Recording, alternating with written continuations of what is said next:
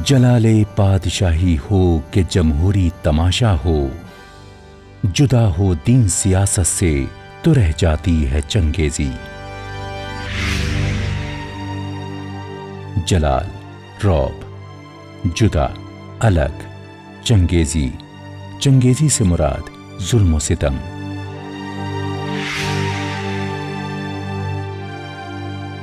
जब दीन को सियासत से अलग कर दिया जाता है तो वो सियासत महज जुल्म और सितम ढाने वाली चीज बनकर रह जाती है। हर तरफ जुल्म और सितम का राज हो जाता है। फिर इससे कोई फर्क नहीं पड़ता कि निज़ाम हुकूमत क्या है और किस शक्ल में है, बादशाहत और उसका जाहो जलाल है या जमहूरियत और उसके ढकोसले।